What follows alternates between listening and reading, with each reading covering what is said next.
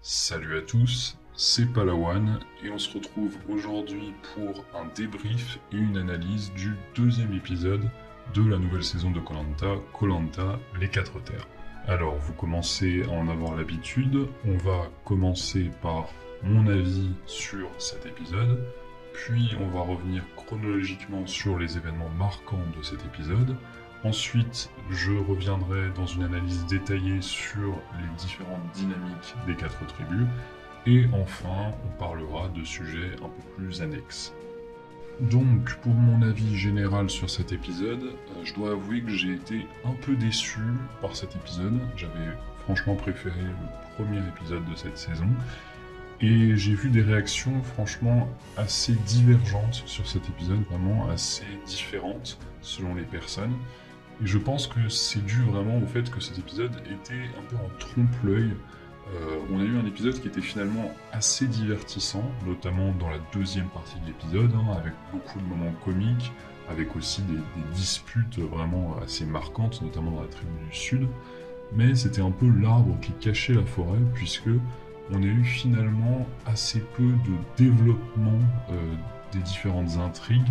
On a eu assez peu de développement au sein des différentes tribus, on a assez peu vu de nouvelles choses, de nouveaux personnages, et je trouve ça très dommage, parce qu'on conserve finalement un peu le statu quo de l'épisode précédent. Il y a eu assez peu de développement réellement, et ça donne finalement un épisode assez vide de contenu, une fois qu'on a retiré un peu tous ces moments divertissants, ces moments notamment comiques. Alors, on va maintenant procéder à un peu une analyse chronologique de l'épisode. On va commencer par le début, et donc l'équipe du Nord, c'est vraiment le seul moment marquant de l'épisode pour l'équipe du Nord, ce qui est un peu dommage, hein. L'équipe du Nord a été vraiment oubliée par le montage lors de cet épisode. Mais donc on a vu un peu une réexplication des différentes dynamiques de tribu au sein de cette équipe, donc j'y reviendrai dans la partie sur les dynamiques de tribu. Mais on a vu, pour en parler brièvement, un Adrien qui se pense en gros en contrôle du jeu, mais qui n'est finalement pas tant que ça. Et donc un montage qui insiste vraiment sur le côté stratège, le côté méchant stratège de Adrien, qui le présente comme l'un des principaux antagonistes de cette première partie de la saison. Peu de choses sinon dans cette partie, donc avant l'épreuve de confort.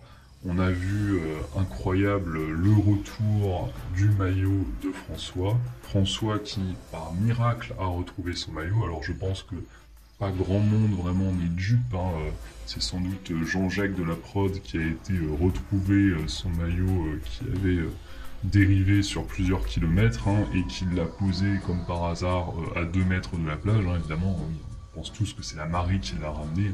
Bon, je pense que très franchement, personne n'était dupe de cela. Bon, ça a donné un petit moment comique, mais une nouvelle fois, pas grand-chose à signaler là-dessus.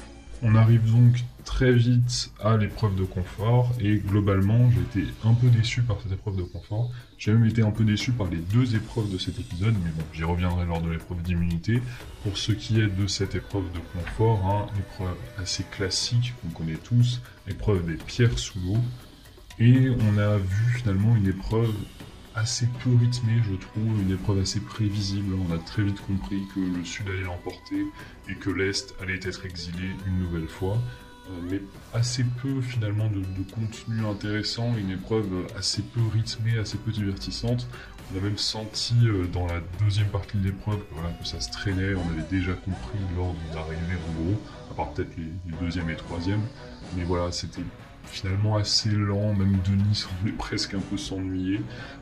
Peut-être la seule chose vraiment notable de cette épreuve, c'était la contre-performance de Hadja, qui s'est complètement ratée lors de cette épreuve. Alors ça a donné des moments un peu comiques, et ça l'a vraiment montré, en tout cas le montage a vraiment insisté dessus, ce qui me laisse penser qu'elle est sans doute le principal antagoniste avec Adrien donc, de cette première partie d'aventure, et ce qui semble donc m'indiquer qu'elle risque très clairement d'exploser et à terme, durant les prochains épisodes, de s'emporter contre des personnes de son équipe, même possiblement d'être éliminée assez tôt. Bon, ça on le verra par la suite. Mais donc dans cette épreuve, elle ne s'est pas vraiment montrée sous son meilleur jour. Donc je l'ai dit, victoire du Sud, exil de l'Est sur l'îlot de l'exil. L'îlot de l'exil qui s'impose vraiment, je pense, comme l'une des nouveautés les plus transparentes de l'histoire de koh.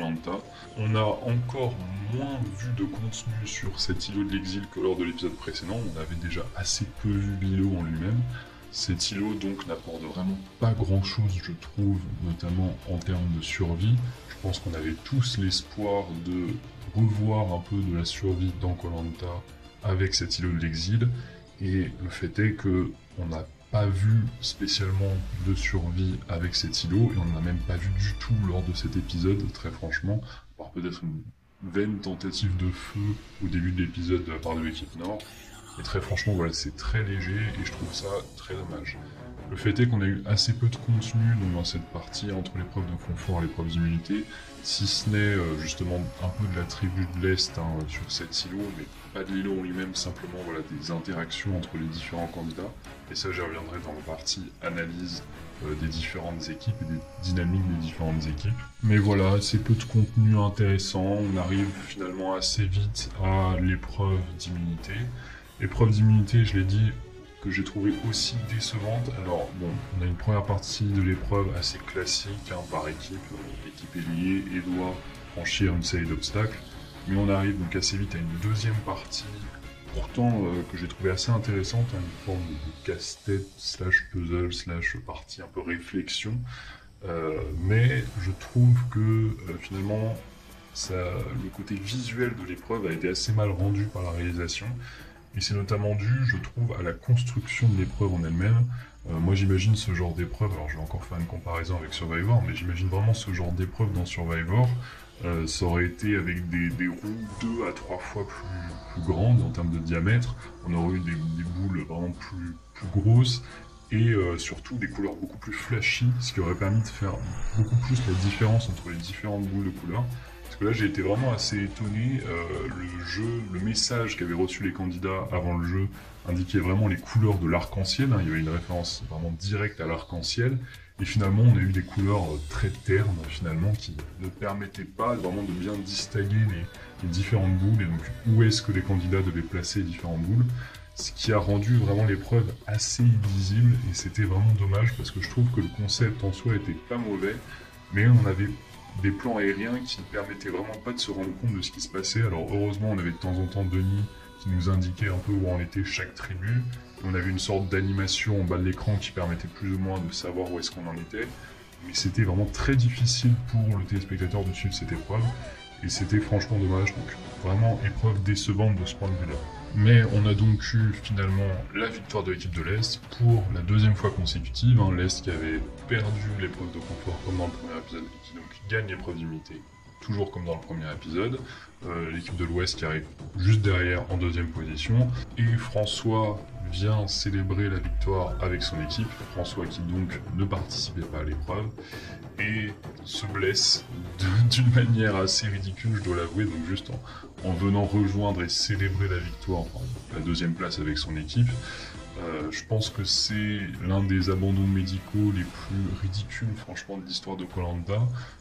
Ça va vraiment chercher, je pense, vraiment dans le top des abandons les plus ridicules, avec sans doute Valentin de koh Vietnam, donc la saison 10, si vous en souvenez.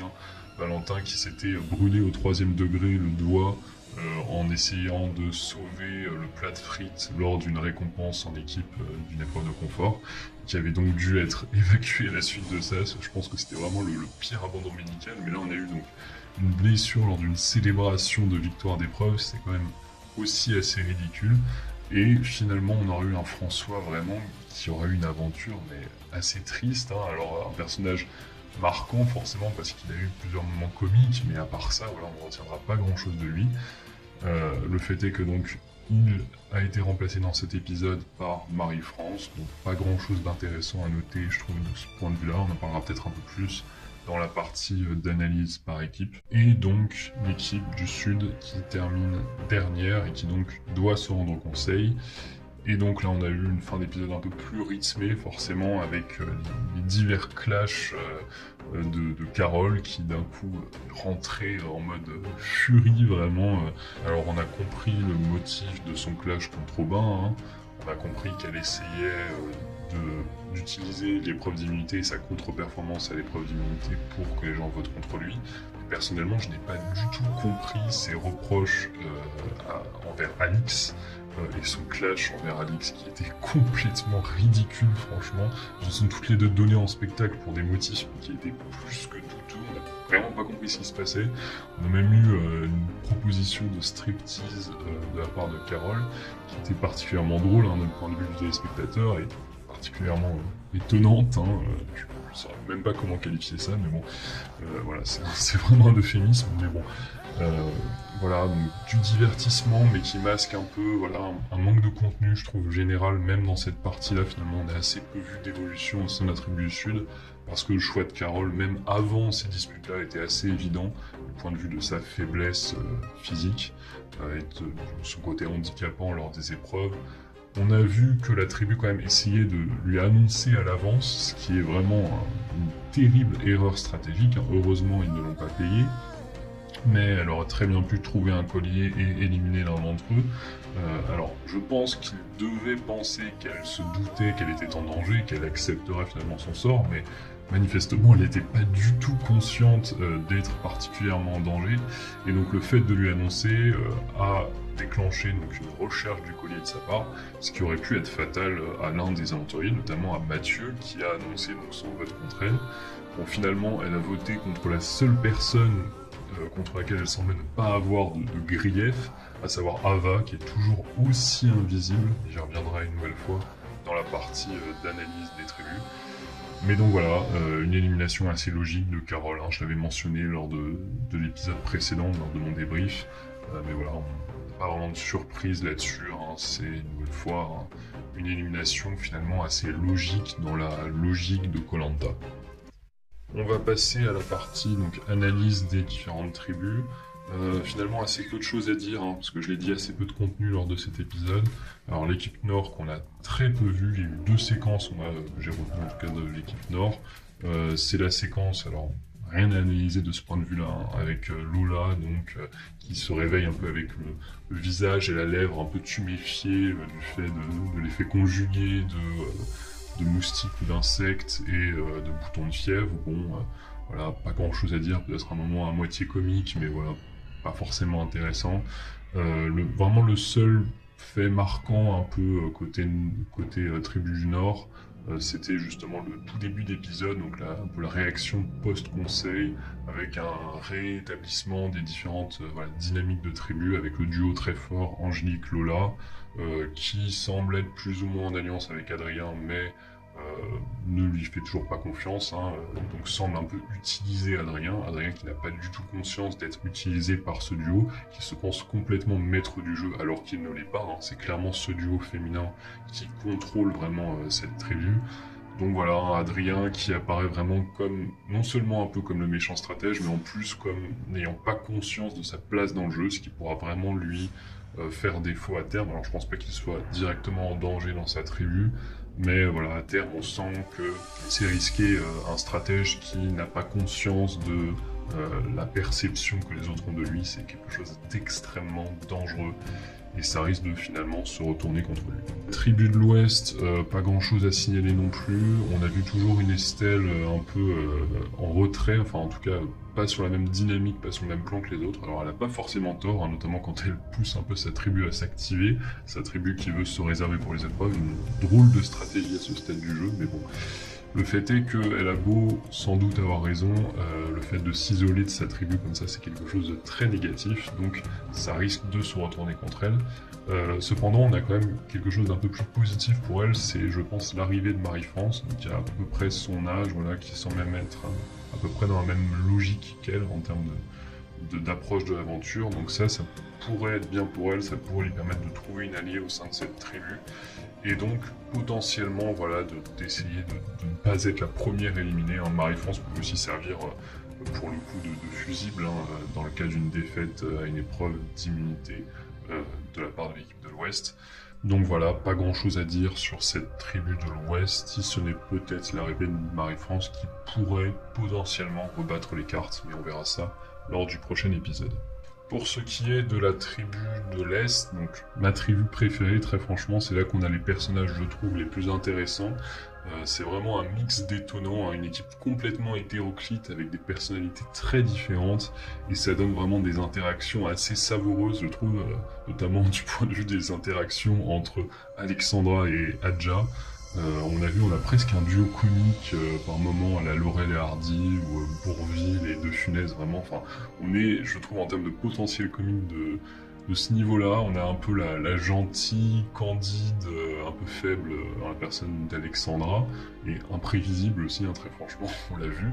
Et puis on a Adja qui est un peu la méchante, teigneuse, voilà, et ce côté un peu manichéen qui aime beaucoup Koh-Lanta, et qui vraiment apporte beaucoup de divertissement. Et au milieu de ça, on a aussi des personnages vraiment hauts en couleur, on a notamment Bertrand Kamel, qui s'est vraiment révélé lors de cet épisode. On l'avait un peu vu déjà dans l'épisode précédent, mais là, on a vu vraiment tout son potentiel vraiment comique et aussi sa grande force au niveau du social, vraiment sa capacité à nouer des relations et à vraiment se faire apprécier de toute sa tribu et à un peu apaiser les conflits au sein de la tribu. Donc ça, c'est vraiment un gros point positif qui risque de vraiment lui servir dans la suite du jeu. Et donc on a eu une Alexandra donc très mise en avant une nouvelle fois par la prod. Alexandra qui a eu une deuxième rédemption lors de l'épreuve d'immunité et qui apparaît vraiment comme l'un des personnages les plus en vue, l'un des principaux protagonistes de ce début d'aventure. On a vu une deuxième fois son portrait lors de cet épisode, ce qui est vraiment le signe qu'elle est importante vraiment dans cette saison, en tout cas dans cette première partie de saison, alors que Adja a vraiment le rôle de l'antagoniste, de la méchante, on l'a vu, hein. Adja qui semble ne pas supporter la faiblesse, en tout cas quand c'est la faiblesse des autres, quand c'est sa propre faiblesse qui semble avoir plus de mal à se remettre en cause, hein. Mais très franchement, moi j'ai beaucoup de mal à la détester. Adja, elle me fait beaucoup rire, je trouve, et c'est un personnage que j'aime beaucoup, donc j'espère qu'elle ne va pas sortir très prochainement. On a vu que notamment dans la preview de l'épisode suivant, que j'ai l'impression qu'elle allait justement se disputer directement, frontalement avec Alexandra. Donc bon, on va voir comment ça évolue. Moi j'aimerais bien franchement garder un peu ce duo que je trouve vraiment savoureux. Mais le fait est que la manière dont est présentée Adja risque vraiment d'indiquer qu'elle ne va pas durer beaucoup dans cette aventure, qu'elle ne va pas aller très loin. Alors que je trouve que le portrait vraiment d'Alexandra, la manière dont Alexandra est présentée, alors qu'elle pourrait être vraiment présentée sous un mauvais jour, comme une fainéante ou je ne sais quoi, tente à montrer qu'elle risque d'aller loin vraiment dans cette aventure. On a aussi un peu plus vu Joaquina dans cet épisode par rapport à l'épisode précédent, elle avait vraiment été invisibilisée. Voilà, pas grand chose à dire d'elle, même si c'est vraiment je pense un personnage à surveiller. Je pense qu'elle peut être intéressante sur le plan stratégique. Je la sens vraiment, alors on l'a vu plus dans le côté vraiment sportif, déterminé lors de cet épisode, mais je sens que c'est un personnage qui a du potentiel. Par contre, on a beaucoup moins vu Loïc que lors de l'épisode précédent, où on l'avait pas non plus beaucoup vu, mais voilà, là on l'a vraiment très très peu vu lors de cet épisode. Et Laurent reste toujours un peu en retrait. Je pense que c'est vraiment dû au fait qu'il y a beaucoup de fortes personnalités dans cette équipe. Et pourtant c'est un personnage, je trouve, Laurent, qui est très intéressant. Donc j'ai hâte voilà, que le montage le mette un peu plus en avant. Et donc, pour ce qui est de la dernière tribu, donc la tribu la plus en vue, la tribu du Sud, a finalement assez peu de choses à signaler. Pourtant on a eu vraiment pas mal de temps sur cette équipe. Mais finalement, on n'a pas vraiment vu les différentes dynamiques d'équipe, si ce n'est vraiment la position de leader de Mathieu, qui s'est vraiment affirmé comme un leader sportif, mais également, on l'a vu lors du jeu de confort, comme un leader stratégique, qui a su mettre en place la bonne stratégie pour valoriser vraiment les forces de son équipe et faire fi un peu de ses faiblesses. Ça a très bien marché. Alors ça a moins bien marché dans l'épreuve d'immunité, mais ça semble être plus dû à un problème vraiment d'organisation dans la partie un peu plus réflexion de l'épreuve, pas forcément dû à lui en particulier en tout cas. Mais voilà, il semble vraiment être le chef incontesté et incontestable de son équipe. Il semble avoir une forme d'aura, vraiment tout le monde le respecte, tout le monde presque le vénère. Alors bon, ça ne va peut-être pas durer, mais pour l'instant il a une position vraiment dominante dans sa tribu, il contrôle vraiment complètement toute sa tribu. Le fait est que voilà, le reste des dynamiques, on n'a pas trop pu voir parce que forcément, Carole, dans la deuxième partie de l'épisode, a complètement vraiment éclipsé tout le reste. Il n'y a pas eu de désunion entre les 5 restants puisque tout le monde a voté à l'unanimité contre Carole. Et finalement, Carole a voté contre la personne presque la plus inattendue, la seule contre laquelle elle semblait ne pas avoir de grief, à savoir Ava, qui est vraiment le personnage fantôme de cette saison. On ne l'a pas vu. On n'a pas vu son portrait, je crois qu'elle n'a pas eu un seul confessionnal.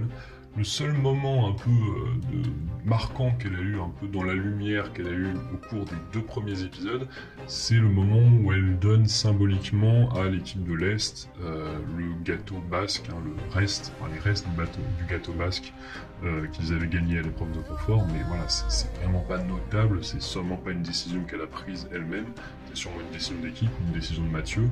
Donc franchement, c'est un personnage qui est complètement invisibilisé, ce qui est assez mauvais, je dois dire, dans Koh-Lanta. En général, ce genre de personnages sont des personnages qui finissent par être éliminés un peu comme ça, gratuitement, donc peut-être éliminés aux ambassadeurs ou éliminés lors des duos, enfin vraiment un personnage éliminé un peu à la marge. Moi je pense à des personnages un peu comme Sophie de la guerre des chefs, qui était un peu comme ça, ou éventuellement un personnage qui pourrait finir, je pense toujours à la guerre des chefs, comme Karine, qui avait été éliminé donc, sur abandon médical. Mais voilà, c'est pas très bon d'avoir un montage comme ça, être complètement invisibilisé. Je pense que la plupart des téléspectateurs n'ont même pas conscience de qui est Ava. Je pense que, comme moi, même moi, en ayant vu les portraits, j'avais tendance, lors des épisodes, à confondre Ava et Alix. C'est des prénoms qui se ressemblent un petit peu, donc voilà, alors que c'est 2 personnalités très différentes, hein, mais voilà, Ava est complètement à la marge pour l'instant, on la voit pas du tout, il y a eu un vote contre elle, on ne sait même pas pourquoi, donc c'est vraiment très très mauvais signe quand on a un montage comme ça dans Koh-Lanta. Voilà donc pour les analyses de tribu. Pour ce qui est des choses un peu plus annexes, j'ai noté donc le remplacement d'abandon médical. J'avais émis l'hypothèse lors d'une vidéo précédente notamment, j'avais émis le souhait en tout cas qu'on n'ait plus de remplacement des abandons médicaux, et j'avais mentionné le fait justement que cette saison, du fait qu'on ait 24 candidats, ne remplacerait peut-être plus les abandons médicaux. Finalement, donc l'abandon de François a été remplacé, ce qui donne quelque chose d'un peu absurde parce qu'on a finalement donc une aventurière de l'équipe du Nord qui se retrouve dans l'équipe de l'Ouest, ce qui casse un peu la dynamique vraiment, je trouve, des régions, et ce qui me semble indiquer, je pense, que la prod ne tient pas vraiment à ce twist et qu'on risque d'avoir une recomposition des équipes, alors peut-être pas à l'épisode prochain, mais sans doute lors de l'épisode 4 ou de l'épisode 5, ce qui est un peu dommage, je trouve. J'aurais bien aimé voir des ambassadeurs à 4, mais je sens qu'on va avoir une recomposition de 2 tribus avec les couleurs classiques rouge et jaune, et donc une réunification finalement à 2 tribus. Alors bon, ce sera un peu différent parce qu'on aura des dynamiques forcément d'équipes qui sont installées lors du début de l'aventure, et donc potentiellement des stratégies un peu différentes des saisons classiques à 2 équipes. Mais c'est quand même un peu dommage de ne pas utiliser complètement le potentiel justement des 4 équipes, surtout que ce sont 4 équipes de 6, donc il y avait vraiment un potentiel de les garder. Alors peut-être qu'ils vont les garder plus que ce que je pense, mais là franchement je pense qu'on risque d'avoir très rapidement une recomposition des équipes. Autre chose à noter, on a eu un épisode plus court en termes de période de jeu couverte, donc en fait on a eu seulement 2 jours pour cet épisode, donc jour 4 et jour 5, ce qui semble indiquer une accélération un peu du rythme des éliminations. Je trouve ça dommage, hein. Très franchement, ils auraient pu faire 3 jours d'épisode, mais faire, comme je l'avais mentionné justement dans mes attentes pour cette saison, un double conseil, ce qui aurait été plus intéressant, ce qui aurait apporté plus de contenu à l'épisode, plus de dynamique dans les différentes tribus. Donc je trouve ça dommage. C'est aussi une manière pour la prod de rallonger la saison, parce que ça, mine de rien, faire des épisodes de 2 jours, ça fait plus d'épisodes, donc plus de soirées pour TF1, donc plus d'épisodes à diffuser. Mais je trouve ça un peu dommage, très franchement, de ne pas avoir respecté un peu cette logique des 3 jours, comme c'est habituellement le cas, et de ne pas avoir exploité un peu le fait d'avoir 24 candidats pour ne pas faire de retour sur abandons médicaux et potentiellement avoir également des choses un peu nouvelles comme des doubles concerts. Le fait est que là, vu la trajectoire globale de la saison, donc on a eu juste 2 éliminés en 5 jours, c'est très peu. On risque d'avoir tout un tas d'épreuves éliminatoires. Très franchement, pour Strain Finition, peut-être même une par épisode. Et je trouve ça vraiment dommage. Je suis pas sûr que ça fonctionne vraiment dans la saison. Ça risque de complètement tuer le jeu stratégique. J'aime beaucoup le côté sportif aussi dans Koh-Lanta, hein. J'aime les épreuves éliminatoires, mais quand elles sont utilisées vraiment avec parcimonie, je pense qu'une épreuve éliminatoire dans une saison, c'est à peu près un bon équilibre. À en avoir plus que 2, ça devient vraiment compliqué à gérer, je trouve. Et là, je crains vraiment qu'on en ait pléthore dans les prochains épisodes. Donc, on verra ça, mais le fait est que voilà, c'est un peu pour moi un motif d'angoisse. Voilà donc pour mon avis sur cet épisode. Donc vous l'aurez compris, je suis un peu déçu. J'ai trouvé que l'épisode avait du contenu divertissant, mais qu'on n'avait pas vraiment d'évolution au sein des tribus. Pas vraiment de contenu très intéressant, en dehors justement du contenu un peu drôle, un peu divertissant, mais je trouve pas que ce soit vraiment l'alpha et l'oméga de Koh-Lanta, très franchement. On a conservé un peu le statu quo qu'on avait à la fin du premier épisode et je trouve ça dommage. C'est vraiment signe d'un épisode qui n'a pas beaucoup avancé, n'a pas beaucoup fait évoluer le jeu. Donc voilà, c'est tout pour aujourd'hui. Je vous invite à me dire en commentaire ce que vous avez pensé de cet épisode. N'hésitez pas, si cette vidéo vous a plu, à lâcher un pouce bleu sous cette vidéo. N'hésitez pas non plus à vous abonner si ce n'est pas encore fait. Voilà, c'est très important pour moi et pour le développement de la chaîne. Et on se retrouve très vite pour une nouvelle vidéo, notamment un nouveau débrief pour l'épisode 3 la semaine prochaine. Ciao à tous!